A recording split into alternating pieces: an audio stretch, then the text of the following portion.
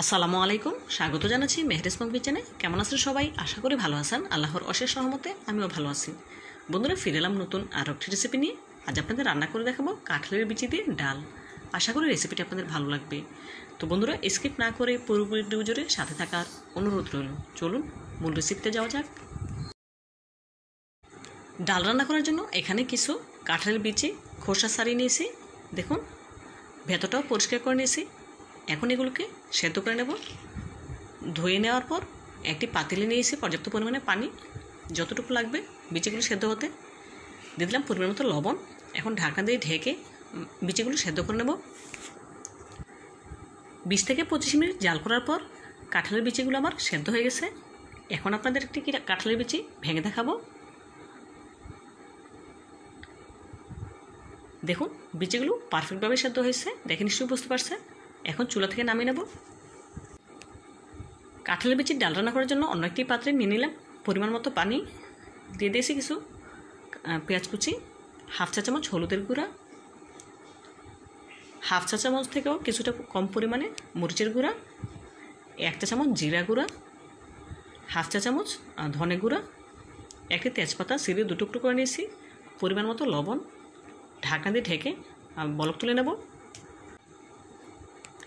দেখুন, বলক চলে এসেছে। এই পর্যায়ে অ্যাড করে দেব 1 চা চামচ রসুন বাটা,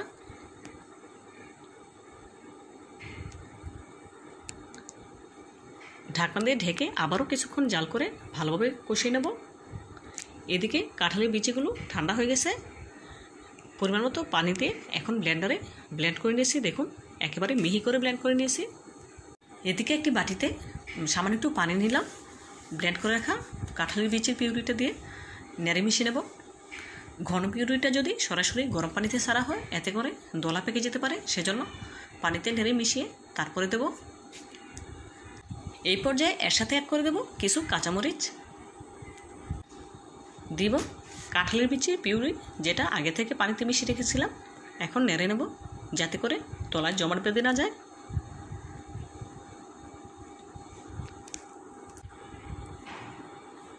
দেখুন বন্ধুরা, বলক চলে এসেছে। এ পর্যায়ে চুলার আঁচ কিছুটা কমিয়ে দেব।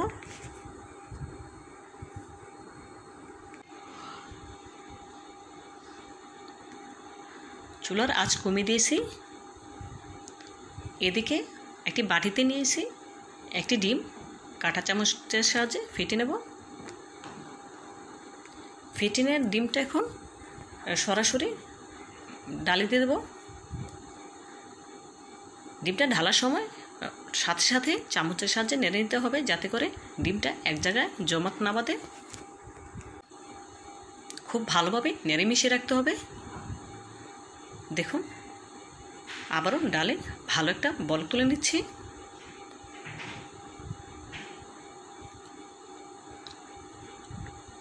এই পর্যায়ে ফোড়ন দেব। তার জন্য চুলে একটি প্যান বসিয়ে নিয়েছি। দিয়ে দিলাম পরিমাণ মতো সয়াবিন তেল, কিছু পেঁয়াজ কুচি। পেঁয়াজ কুচিগুলো নেড়ে চেড়ে ব্রাউন কালার করে ভেজে নেব।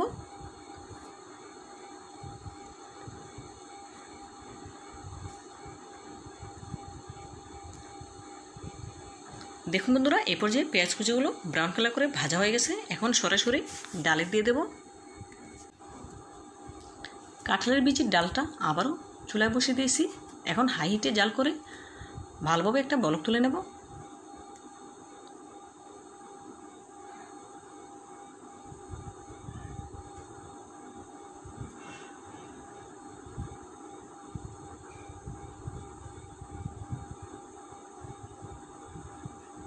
দেখুন বন্ধুরা, ভালো মতো বলক চলে এসেছে। এই পর্যায়ে এর সাথে অ্যাড করে দেবো কিছু ধনেপাতা কুচি। লবণটা অবশ্যই চেক করে নিতে হবে। আমি চেক করেছি, পারফেক্ট হয়েছে। এই পর্যায়ে ডালটা আমার রান্না করা কমপ্লিট। এখন চুলাটি বন্ধ করে দিই, চুলা থেকে নামিয়ে নেব। দেখুন বন্ধুরা, মাশাআল্লাহ, কাঁঠালের বিচির ডালটা দেখতে কতটা সুন্দর হয়েছে। দেখতে যতটা সুন্দর, খেতে ততটাই সুস্বাদু।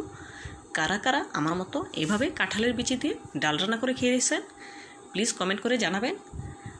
তো বন্ধুরা, আমার রেসিপিটি যদি আপনাদের একটু হলেও ভালো লেগে থাকে প্লিজ লাইক, কমেন্ট এবং শেয়ার করবেন। আর আমার চ্যানেলটি সাবস্ক্রাইব করতে একদম ভুলবেন না। আজকের মতো বিদায় নিচ্ছি। দেখা হবে নতুন কোন রেসিপিতে। ভালো থাকবেন সবাই।